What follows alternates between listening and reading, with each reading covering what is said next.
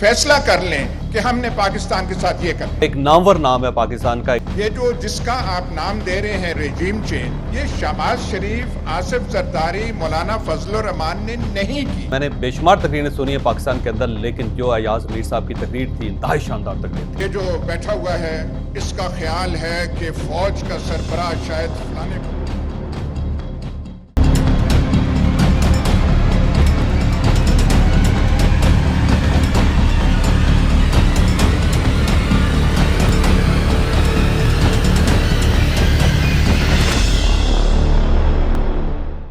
Islamabad high court की एक bar association है, उस बार एसोसिएशन ने जुमेरात के दिन इमरान खान साहब को दावत खिताब दी थी और इशू वही था जो इमरान खान साहब का है, रिजीम चेंज।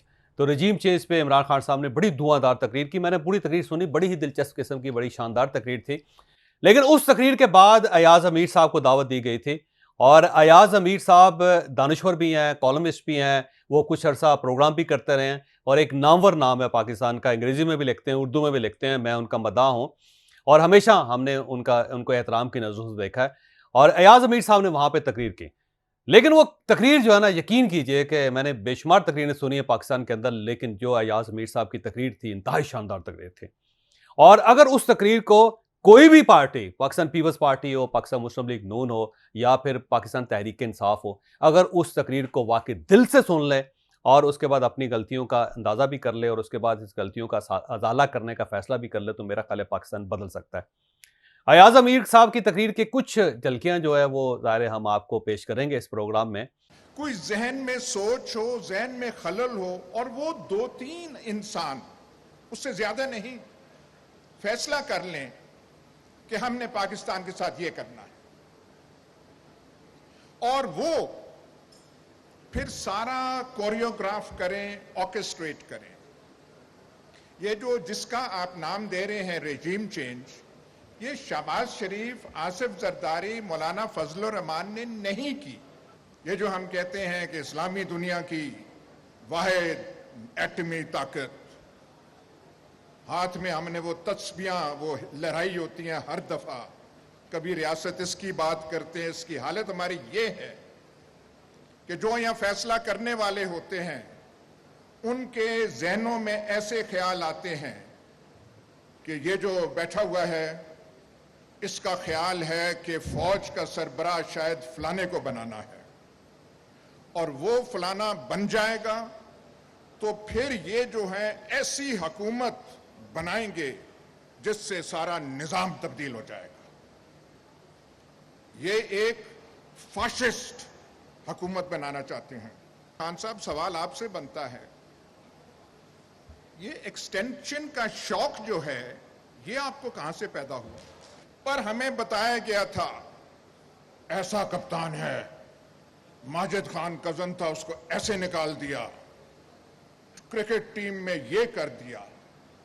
और हम तो समझ रहे थे कि जब आप आएंगे तो कम से कम ये प्रिंसिपल तो होगा कि 3 साल टेन्योर है तो 3 साल ही रहेगा। सुप्रीम कोर्ट का मुलाजा कीजिए, चीफ जस्टिस तब के कहते हैं प्रमोशन, एक्सटेंशन, इसका अपॉइंटमेंट का तो कानून ही कोई नहीं है। ओ भाई बात सुने, और कोई कानून है कि मलका बरतानिया ब्रिटिश कैबिनेट के ऊपर प्रिजाइड नहीं करेगी? कोई कानून है? रिवायत है, कन्वेंशन है। 72-74 साल से यही कन्वेंशन रिवायत पाकिस्तान में चल रही थी और गवर्नमेंट को स्टैंड लेना चाहिए था। बड़े बड़े ऑफिशियल्स आते हैं, बड़े काम वाले आते हैं, पर ये इतना कहां से इश्क कि एक आदमी पे ही इन्हिसार हर चीज का कर लिया जाए। हर एक को पकड़ पकड़ के कह रहे हैं कि नहीं नहीं ये बहुत बुरा हो रहा है। एक लफ्ज आगे, इंस्टीट्यूशंस, इंस्टीट्यूशंस के साथ ये हो रहा है, फलाना हो रहा है, मोरल इफेक्ट हो रहा है। जरा कि ये गुफ्तगू जो है, खान साहब की गुफ्तगू ठीक नहीं। इस सारे खलवाड़ में एक ही अच्छी चीज हुई है, ओनली वन, जो आपके खिलाफ कोशिश हुई थी उससे पहले آپ نے پاکستان کو پراپرٹی ڈیلرز کے حوالے کر دیا تھا.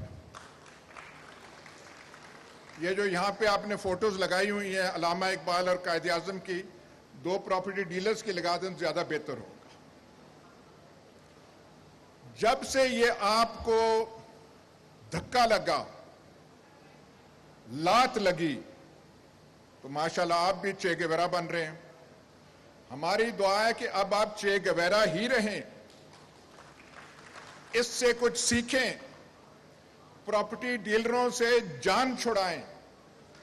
راولپنڈی, وہ لاہور, راوی, اربن ڈیولپمنٹ, وہ جو اتھارٹی جیسی جو آپ کی خباستیں دماغ میں تھی, ان سے نکلیں.